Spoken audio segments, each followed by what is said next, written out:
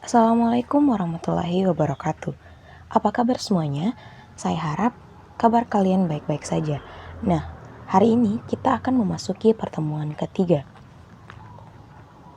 Dan ada pun materi yang akan kita bahas pada pertemuan kali ini, yaitu mengenai norma dan keadilan.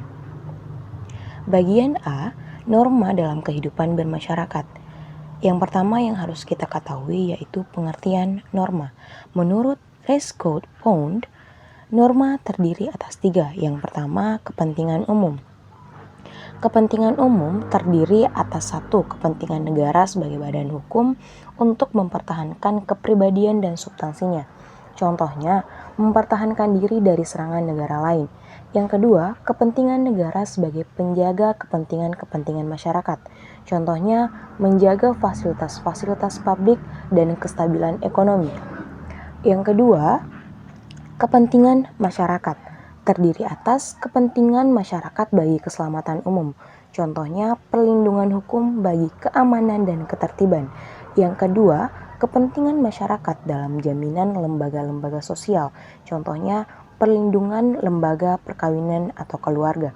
Yang ketiga, kepentingan masyarakat dalam kesusilaan untuk melindungi kerusakan moral. Contohnya, peraturan-peraturan hukum tentang pemberantasan korupsi. Yang keempat, kepentingan masyarakat dalam pemeliharaan sumber-sumber sosial. Yang kelima, kepentingan masyarakat dalam kemajuan umum untuk berkembangnya manusia ke arah yang lebih tinggi dan sempurna. Yang keenam, kepentingan masyarakat dalam kehidupan manusia secara individual, misalnya perlindungan, kebebasan, dan berbicara. Bagian ketiga yaitu kepentingan pribadi. Kepentingan pribadi ini terdiri atas yang pertama, kepentingan pribadi, contohnya perlindungan terhadap fisik, kehendak, berpendapat, keyakinan, beragama, dan hak milik. Yang kedua, kepentingan dalam rumah tangga, contohnya perlindungan bagi lembaga perkawinan. Yang ketiga, kepentingan substansi, contohnya perlindungan harta dan harta benda. Yang kedua, macam-macam norma. Norma yang pertama yaitu norma kesusilaan. Norma kesusilaan adalah peraturan hidup yang berkenaan dengan bisikan kalbu dan suara hati nurani manusia. Yang kedua, norma kesopanan. Norma kesopanan adalah norma yang berhubungan dengan pergaulan manusia dalam kehidupan sehari-hari.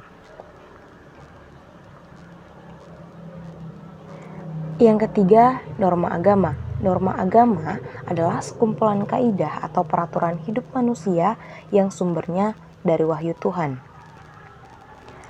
Dan yang keempat, norma hukum.